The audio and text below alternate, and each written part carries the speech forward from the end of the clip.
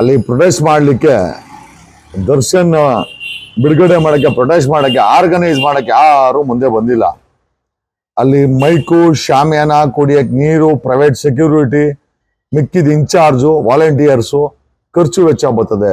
Okay, ಆ ಖರ್ಚು ವೆಚ್ಚ ಬರ್ಸ್ಬೇಕು. ಬರ್ಸಿದ್ರೆ ಅಲ್ಲಿ ಪ್ರೊಟೆಸ್ಟ್ ಮಾಡೋಕ್ಕೆ ಪರ್ಮಿಷನ್ ಕೊಡ್ತಾರೆ.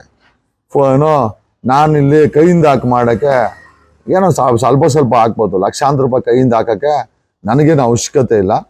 ಯಾರಿಗಾರು ಇಂಟ್ರೆಸ್ಟ್ ಇದ್ರೆ ಬಂದು ನೀವೇ ಆರ್ಗನೈಸ್ ಮಾಡಿ, ನಾವು ಬೇಕಾದ್ರೆ ಬರ್ತೀವಿ.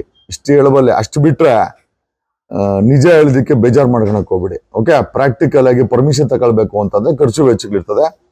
ತಾವು ಯಾರನ್ನ ಬಂದು ಮಾಡಂಗಿದ್ರೆ ಆರ್ಗನೈಸ್ ಮಾಡಿದ್ರೆ ನಾವು ಬೇಕಾದ್ರೆ ಪಾರ್ಟಿಸಿಪೇಟ್ ಮಾಡ್ತೀವಿ, ಯಾಕಂದ್ರೆ ಕಮಿಟ್ ಮಾಡಿದೀವಿ. ಅದು ಬಿಟ್ರೆ ಕೈಯಿಂದ ಹಾಕಿ ಮಾಡೋ ಅಂದ್ರೆ ನನಗೇನು ಅವಶ್ಯಕತೆ ಇಲ್ಲ. ಓಕೆ, ನಾವು ನಮ್ಮ ಕೈಲಿ ಎಷ್ಟಾಗತ್ತೆ ಅಷ್ಟು ಮಾಡಿದ್ದೀವಿ ಪ್ರಾಮಾಣಿಕವಾಗಿ.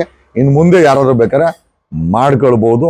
ಮಾಡಿದ್ರೆ ಬಂದ್ಬೇಕಾರೆ ನಾವು ಪ್ರೊಟೆಕ್ಷನ್ ಕೂತ್ಕೊಂತೀವಿ. ಇಷ್ಟು ಹೇಳ್ತಾ ನನ್ನ 2 ಮಾತುಗಳನ್ನ ದರ್ಶನ್ ಪರವಾಗಿ ನಿಲ್ಲಿಸ್ತೀನಿ.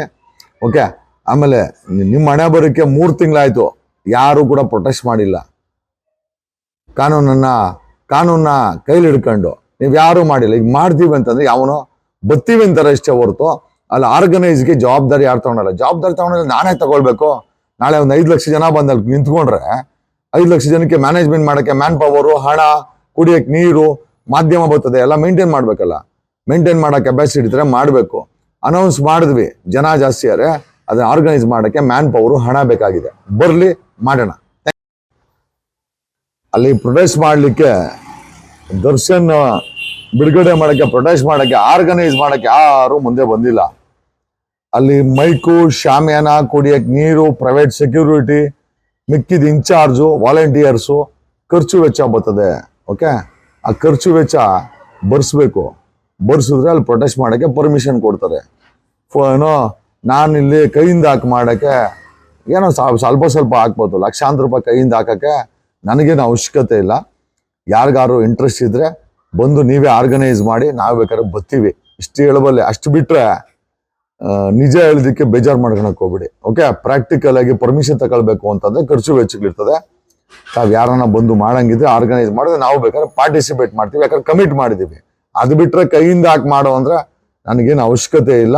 ಓಕೆ, ನಾವು ನಮ್ಮ ಕೈಲಿ ಎಷ್ಟಾಗತ್ತೆ ಅಷ್ಟು ಮಾಡಿದ್ದೀವಿ ಪ್ರಾಮಾಣಿಕವಾಗಿ. ಇನ್ನು ಮುಂದೆ ಯಾರಾದ್ರೂ ಬೇಕಾದ್ರೆ ಮಾಡ್ಕೊಳ್ಬೋದು.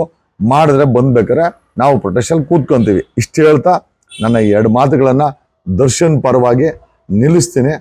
ಓಕೆ, ಆಮೇಲೆ ನಿಮ್ಮ ಹಣೆ ಬರೋಕ್ಕೆ 3 ತಿಂಗಳಾಯ್ತು, ಯಾರು ಕೂಡ ಪ್ರೊಟೆಸ್ಟ್ ಮಾಡಿಲ್ಲ. ಕಾನೂನನ್ನ ಕೈಲಿ ಹಿಡ್ಕೊಂಡು ನೀವು ಯಾರು ಮಾಡಿಲ್ಲ. ಈಗ ಮಾಡ್ತೀವಿ ಅಂತಂದ್ರೆ ಯಾವನೋ ಬರ್ತೀವಿ ಅಂತಾರೆ ಅಷ್ಟೇ ಹೊರತು ಅಲ್ಲಿ ಆರ್ಗನೈಸ್ಗೆ ಜವಾಬ್ದಾರಿ ಯಾರು ತಗೊಳಲ್ಲ. ಜವಾಬ್ದಾರಿ ತಗೊಂಡ್ರೆ ನಾನೇ ತಗೊಳ್ಬೇಕು. ನಾಳೆ ಒಂದು 5 ಲಕ್ಷ ಜನ ಬಂದಲ್ಲಿ ನಿಂತ್ಕೊಂಡ್ರೆ 5 ಲಕ್ಷ ಜನಕ್ಕೆ ಮ್ಯಾನೇಜ್ಮೆಂಟ್ ಮಾಡೋಕ್ಕೆ ಮ್ಯಾನ್ ಪವರು, ಹಣ, ಕುಡಿಯಕ್ಕೆ ನೀರು, ಮಾಧ್ಯಮ ಬರ್ತದೆ, ಎಲ್ಲ ಮೇಂಟೈನ್ ಮಾಡ್ಬೇಕಲ್ಲ. ಮೇಂಟೈನ್ ಮಾಡೋ ಕೆಪಾಸಿಟಿ ಇದ್ರೆ ಮಾಡಬೇಕು. ಅನೌನ್ಸ್ ಮಾಡಿದ್ವಿ, ಜನ ಜಾಸ್ತಿ ಆದರೆ ಅದನ್ನ ಆರ್ಗನೈಸ್ ಮಾಡೋಕ್ಕೆ ಮ್ಯಾನ್ ಪವರು, ಹಣ ಬೇಕಾಗಿದೆ. ಬರಲಿ, ಮಾಡೋಣ.